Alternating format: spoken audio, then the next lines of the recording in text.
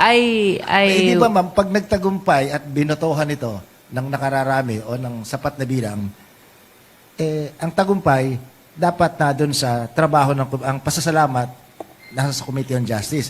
Pag hindi naman ito nakalusot sa plenaryo, liliman po ang bumoto, 55, ay sigurado po ako kayong sisisihin.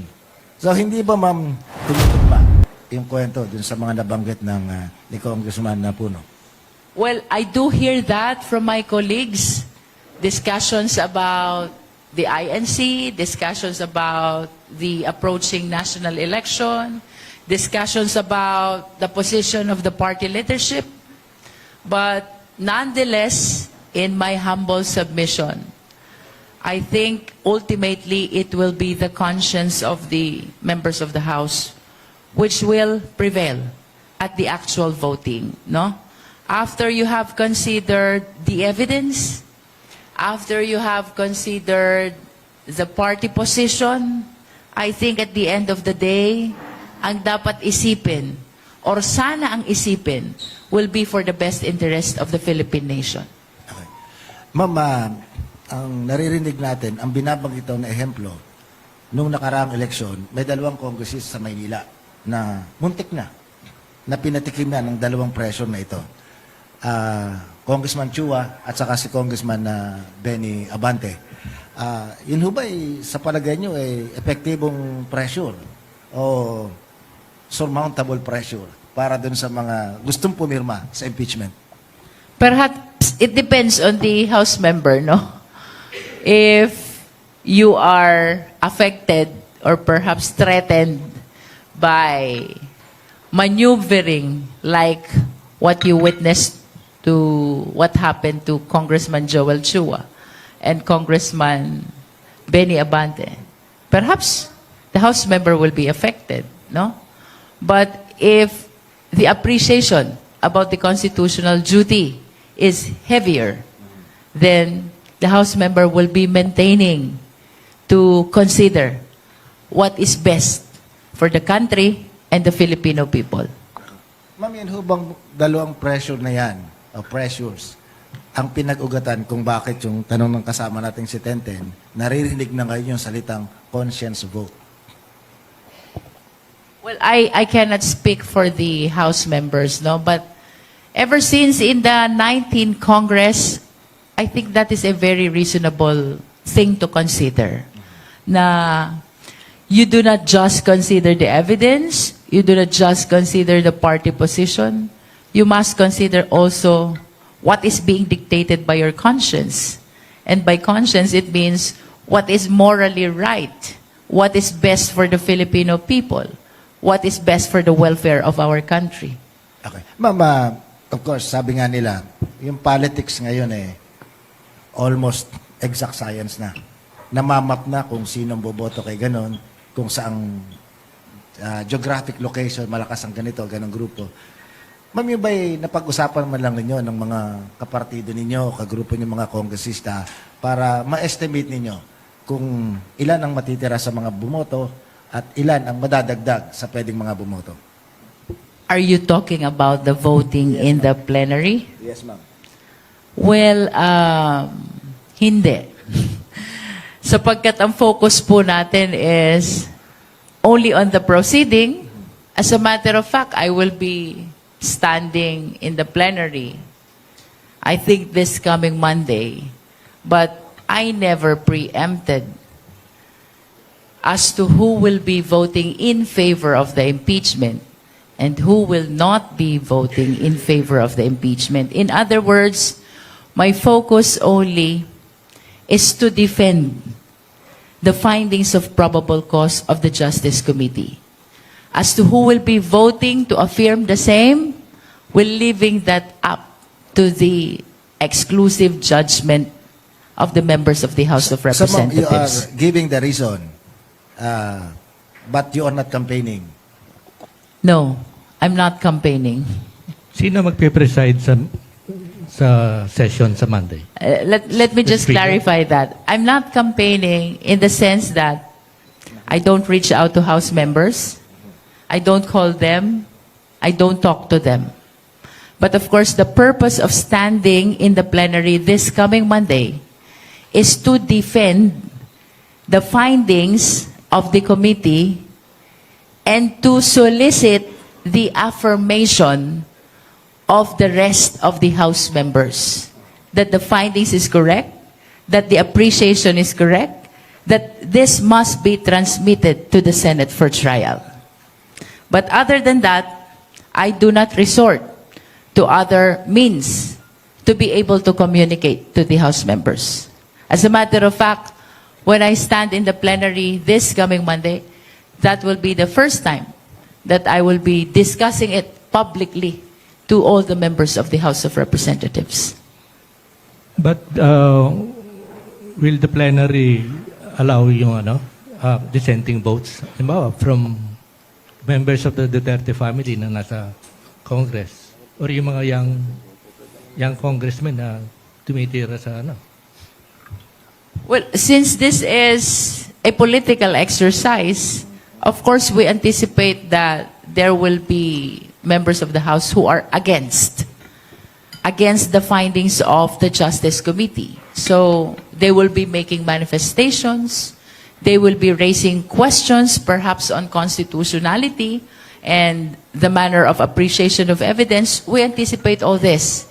And I think that's part of due process, so that there will be thorough deliberation before the voting on the approval of the committee report. Ma'am, gaano magiging lenient at maunawain yung liderato ng Kamara sakaling yung target natin na numero ay hindi ma-achieve? Magre-resulta ba ito dun sa posibleng rigudon sa membership at leadership ng mga major committees? Even speakership for that matter. I cannot speak for the leadership, no? Pero gaano ba ka-lenient ang leadership? Well, I think everybody understands naman that this is a political exercise. There are a lot of national parties in the House. So, tingin ko naman even the leadership is anticipating that there will be some members of the House, we do not know the number, who will not be supportive of the Justice Committee. As to whether this will result to the reorganization of the leadership, perhaps let's wait and see kung anong mangyayari. Yung konteksto sa tanong ko na ito, ma'am, ay dahil alam naman natin na yung mayorya ngayon sa Kamara ay binubuo ng coalition of political parties. Nakikita po ba natin na pagkatapos nitong historic na botohan na ito sa Lunes, nakikita ba natin yung pagtalon ng mga ibang dating kabilang dun sa majority coalition papunta dun sa opposition? I am very much conservative in my approach in this political exercise, and it has never been my practice really to preempt things from even before they happen, no? So, I really cannot comment if ever there will be House members who will be transferring from one party to another after the result of voting on these articles of impeachment. Sige ma'am, medyo i-rephrase ko lang ng konti yung tanong. Baka makakuha kami ng sagot. Ma'am, alam naman natin na nakakati ang House generally sa minority at majority. Pag bumoto ka sa speaker, yung nanalong speaker, you are with the majority. Ang tanong ko sa inyo, ma'am, kapag hindi ba bumoto sa impeachment na ito o hindi pa mabor ang isang kongresista, siya po ba'y mabibilang na sa minorya? I don't think, sapagkat napakarami naman po ng bagay na pinagbobotohan sa plenaryo, no? This impeachment process is just one of the several important concerns which are being voted upon in the plenary. This is just one constitutional process where the decision, the positions of the House members will be solicited. Ako, from my end, I don't think that this will immediately result to transferring to the minority. Ma'am, kayo po yung lawyer, so magaling po kayo sa semantics. Sabi nyo, this is just the one. Hindi ho ba, this is the one? Yeah, I understand and I recognize that this is a very important political process, no? But there are other policies, issues which are being voted upon, which are equally important to this political process as well, no? So, tingin ko naman, hindi naman ito lang yung magiging consideration ng leadership in deciding with respect to the perceived reorganization, should I say, after this political exercise. Ma'am, since you will defend the articles of impeachment, tama ba na ang kasunod kong inference, kayo ang magiging lead ng prosecution team? That's another matter which I cannot preempt, no? Well, of course, I acknowledge na back in 19 Congress, tayo po ay bahagi ng prosecution panel. But this is a different situation already. We do not know whether we will be elected. And let me make it clear to the viewing public, ang pagiging taga-usig po, being one of the prosecutors, we do not volunteer. We will be elected by the plenary. So first and foremost, I don't know if we will be elected to join the prosecution panel, no? And as to whether we will be considered to lead, I cannot preempt that as well. Pero meron ng names na nagka-crop up sa prosecution panel? Since I presided the Justice Committee, I took the initiative of volunteering names of justice members who have correct appreciation of the case. Mahalaga po na ang tatayong taga-usig or prosecutors ay lubos na nauunawaan ang kaso. And, Tsaka dapat lawyers. well, under the rules, wala po tayong ganyang requirement.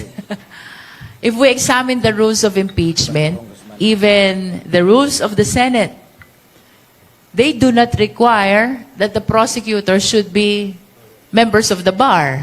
No, wala pong ganyang requirement. Even the judges. Yes, and we've seen that in the past impeachment processes, no? Kaya lang, since alam po natin that ang pupuntahan nito ay trial, I think it is a reasonable position to say na between a lawyer and a non-lawyer, lawyers have better appreciation of these impeachment complaints. Mama, ang question ko po sa inyo, kayo quote-unquote, magbebenta ng articles of impeachment. Ayaw pala gamit salita magbebenta. Kayo ang magtutulak, magpupursige na ma-approve sa plenary. Kayo ang chairman ng Committee on Justice. So, I suppose kayo yung pinakang knowledgeable at this point. Di ba ma'am, pag nagtagumpay at binotohan ito ng nakararami o ng sapat na bilang, ang tagumpay dapat na doon sa trabaho ng ang pasasalamat nasa sa Committee on Justice. Pag hindi naman ito nakalusot sa plenaryo, liliman po ang bumoto, 55, ay sigurado po ako kayong sisisihin. So hindi ba ma'am, it goes without saying, dapat kayo na rin yung lead prosecutor? Let's leave it up to the plenary, no? And ako, confident po ako in my capacity as Justice Chair, napakahuhusay po ng taga-Justice Committee. They really have the correct, accurate appreciation of the case, including the evidence in support of the different articles of impeachment, which now are 4 only, no?